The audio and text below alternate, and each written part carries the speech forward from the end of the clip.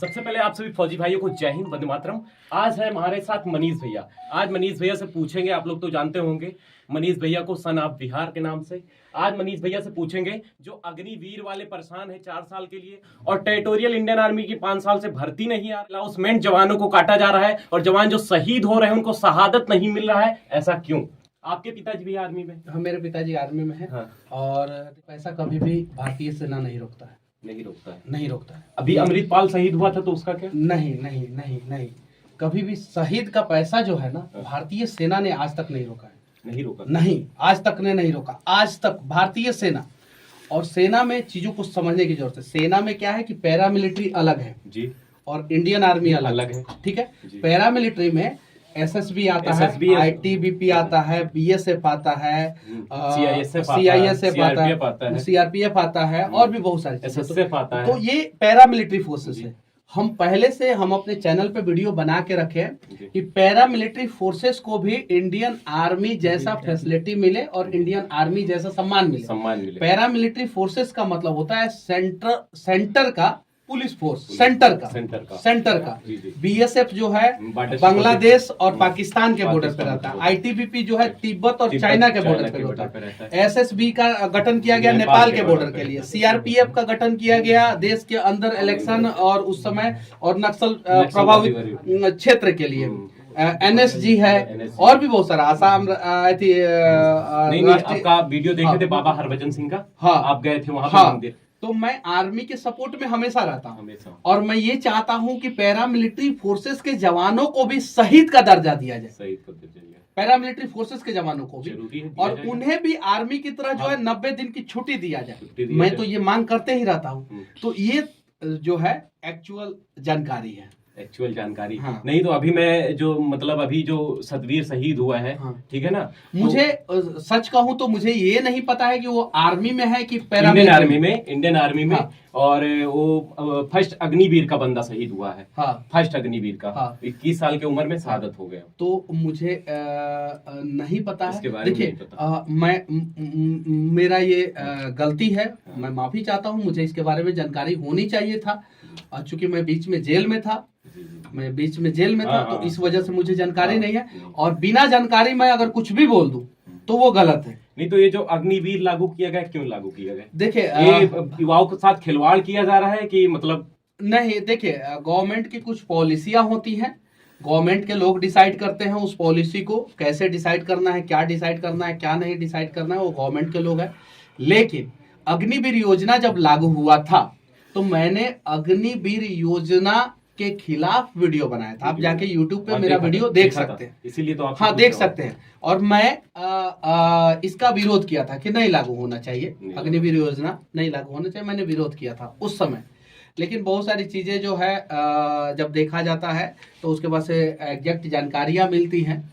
और एग्जैक्ट जानकारी ये है कि अग्निवीर योजना के तहत जो अगर 100 बच्चे जा रहे हैं तो उसमें से सारे के सारे बच्चों का भविष्य बचना चाहिए, चाहे किसी भी हाल में और कैसे भी किसी भी हाल में किसी भी बच्चा का भविष्य बर्बाद नहीं होना चाहिए। बर्बाद होगा ही। 4 साल के बाद आएंगे तो फिर क्या करेंगे? उसमें से 25% को सेंट्रल गवर्नमेंट, इससे पहले भी तो था। सुनिए, उसमें से 25% को सेंट्रल गवर्नमेंट रख लेगा। 25% जो है वो पैरामिलिट्री फोर्सेस में चले जाएंगे। ठीक है। ऐसा लिखित प्रूफ तो अभी दिया नहीं गया। देखिए, मेरी जानकारी जो है थोड़ा कम ज्यादा हो सकती है। आपकी जानकारी इसके बारे में ज्यादा होगा क्योंकि आप उसी चीज में है। मुझे जो जानकारी मिला उसमें ये मिला कि 25% सेंट्रल गवर्नमेंट रख लेगा, 25% जो है इसमें चले जाएंगे, पैरामिलिट्री फोर्सेस में चले जाएंगे, और 10% जो है स्टेट के पुलिस में चले जाएंगे। ये लेकिन बाकी जो 40% बचे उनके लिए भी जो है सरकार को व्यवस्था करना चाहिए। और अगर 100 अग्निवीर जाते हैं तो 100 में से 100 का भविष्य बचे, इसका प्रयास जो है सरकार को करना चाहिए और अच्छे ढंग से करना चाहिए। और इसका मैं समर्थन करता हूँ कि बच्चों का भविष्य, छात्रों का भविष्य, अग्निवीर जवानों का भविष्य बचना चाहिए किसी भी हाल में, और उनके लिए सरकार को व्यवस्था करना चाहिए। वही तो मैं क्या बोल मांग कर रहा हूँ। मैं तो वही मांग कर रहा हूँ। मैं भी वही मांग कर रहा हूँ जो आप मांग कर रहे हैं। तरीका बस अलग है। मैं भी कह रहा हूं कि सरकार उनके लिए व्यवस्था करे और 100 में से 100 अग्निवीर जो अग्निवीर है उनका भविष्य। मैं भी जेल जाने से पहले बहुत सारी चीजों को नहीं समझ पाता था। जेल गया, 9 महीना शांति से जो है वो कोप भवन में, लाल घर बोला जाता है उसको, उसमें बहुत सारी चीजों को सीखा। इस चीज को समझने की जरूरत है, और अगर हम नहीं समझेंगे ना तो वही होगा। हमारा अग्निवीर योजना में क्या हुआ? हम लोग ने बहुत सारा वीडियो बनाए, 25-30 वीडियो मैंने बनाए, लेकिन फाइनली रिजल्ट हुआ क्या? सरकार सुनती हमारी बातें, लेकिन जब स्टेशन पे जो आगजनी हुआ, आगजनी किसी छात्र ने नहीं किया, वो तो उपद्रवी थे, किसी पार्टी के कार्यकर्ता थे, उनके वजह से ना जाने, मैं खुद जंतर मंतर में किया हूँ, मैं 3 दिन खुद जेल काटा हूँ, ना जाने कितने लोग जेल चले गए बेचारे, दिल्ली में खुद 3 दिन जेल काटा हूँ, जिंदगी बर्बाद हो गई। तो हम लोग जो है सही ढंग से सही चीजों को परोसेंगे, हमारी बातें सरकार सुनेगी और 100% सुनेगी। और हम लोग अगर इस देश में पैदा हो गए ना, इस देश का संविधान, इस देश का कानून, इस देश का सरकार हमारे साथ कुछ भी कर ले, इस देश का सिस्टम, इस देश का प्रशासन कुछ भी कर ले, कुछ भी, हमें देश विरोधी नहीं बनना है। हम भी चाहते तो नक्सलवादी बन सकते थे। सुनिए 9 महीना जेल में रहे, निर्दोष रहे, मेरे घर का कुर्की हो गया। भारत का पहला ऐसा पत्रकार समझना है तो पत्रकार समझिए, और यूट्यूबर समझना है तो यूट्यूबर समझिए। घर का कुर्की पहली बार हुआ किसी का। नहीं, मैं तो आपके जज्बे को सलाम करता हूं। हम चाहते तो हम गलत रास्ते पे जा सकते थे, निकलने के बाद बिल्कुल हम गलत कर सकते थे, बिल्कुल हम देश के खिलाफ जा सकते थे, लेकिन थे। हमने कभी भी, मैं पहला ऐसा व्यक्ति हूं शायद जोड़ दे रहा हूं, जिसका वीडियो का शुरुआत या खत्मा जो है जय हिंद से होता है। तो हमें इस प्रकार का जज्बात जो है देश के युवाओं के अंदर भरना है कि अगर सरकारें असक्षम हो और आपका भविष्य नहीं बचाए तो भी आपको जो है घबराने की जरूरत नहीं है, और आप देश के लिए लड़ते रहिए और देश का भविष्य बनाते रहिए। नहीं, लोग का सवाल क्या है कि इससे पहले भी जब लोग 17 साल की सर्विस काट लेते थे, ठीक है ना, जिसका प्रमोशन कराना होगा कराया, आगे बढ़ जाएंगे, नहीं तो वो मतलब छुट्टी ले लेते थे, फौज से रिटायर्ड हो जाते थे। आर्मी की बात मैं कर रहा हूँ। 14 साल पे, 14 साल, 17 साल, 14 साल के बाद आप कभी भी वहां से आप रिटायरमेंट ले सकते। हाँ, सॉरी, मेरे को नहीं नॉलेज था, हाँ, आपने बता दिया। लेकिन 14 साल के बाद अगर ले लेते थे तो इससे पहले भी तो आपकी 25% लोग जा सकते थे, और इससे पहले नहीं, इसके पहले 14 साल के बाद जो VRS लेके आते थे, या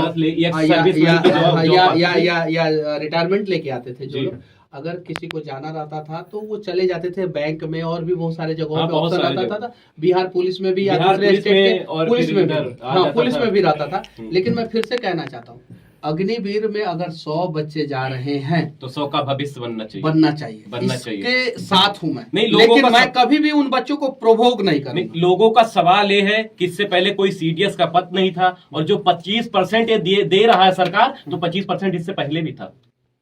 देखिए, बहुत सारी चीजों पे जो है जानकारियां आपको ज्यादा हो सकती है, मुझे कम हो सकती है।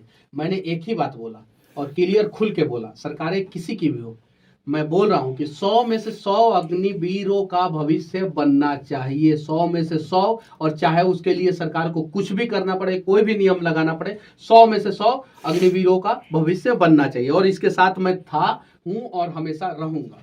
लेकिन हाँ, अगर बच्चे आ रहे हैं और सरकार ने उनके लिए कुछ नहीं किया, तो मैं उनसे कहूंगा कि आप लोग जो है ऐसा मिसाल कायम कर दें कि हम 4 साल अग्निवीर, सरकार ने हमें जो है रिजेक्ट कर दिया, 4 साल के बाद घर भेज दिया, और हमने देश के लिए ये काम कर दिया। तो इस प्रकार का मिसाल कायम। पैरामिलिट्री फोर्सेस के जवानों को भी बोल रहा हूँ कि शहीद का दर्जा और 90 दिन की छुट्टी, तो अभी तक नहीं दी है, और सारी चीजें, वो जो कांग्रेस की सरकार थी उसी समय से वही चीजें चला आ रहा है, कांग्रेस की सरकार थी। तो धीरे धीरे बहुत सारी चीजों को सुधारने की जरूरत है। बहुत सारी चीजों को, भारतीय जनता पार्टी की भी सरकार है, ये यहाँ पे भी बहुत सारी चीजों को सुधारा गया, बहुत सारी चीजों से युवा नाराज भी है। ये भी बात मैं तो बस इतना बोलना चाहता हूं कि ये भारत है, यहाँ पे अगर पैसे मिलेंगे तो बच्चे जाएंगे सेना में ड्यूटी करने, और नहीं मिलेगा तो जाएंगे। मुझ जैसे लोग तैयार रहेंगे कि ये भारत है साहब, यहाँ गली गली में वीर मिलते हैं, यह देश वीरों का खजाना है, यहाँ बच्चा बच्चा अपने वतन का दीवाना है, और बाप को शहीद हुए 1 साल भी नहीं होता, बेटा अपनी माँ से कहता है हमें भी फौज में जाना है। तो ये तो बात सही है ना? हाँ, एकदम बिल्कुल सही है, एकदम। यहाँ पे जो है कोई नेता का बेटा जो है आर्मी में नहीं जाता है, कोई बिजनेसमैन का बेटा आर्मी में नहीं जाता है। तो ये तो यहाँ तक तो हमारे जवानों का मतलब इस प्रकार से वो भी काट लिया गया।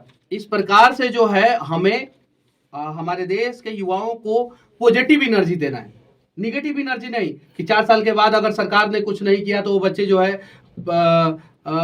मतलब गलत रास्ते पे चले जाएंगे, ये नहीं। हमें धीरू भाई अंबानी जी जो है पेट्रोल पंप पे थे, संघर्ष किया, रिलायंस इंडस्ट्री खड़ा कर दिए, खड़ा किया कि नहीं किया? खड़ा किया कि नहीं? हमें संघर्ष के दम पे अपना इतिहास बना लेना है। ये चीज है, सरकारें आएंगी, सरकारें जाएंगी, हमारा देश पहले भी था, हमारा देश अभी भी है और भविष्य में भी रहेगा। तो देश के खिलाफ जो है हमारा एक कदम नहीं निकलना चाहिए।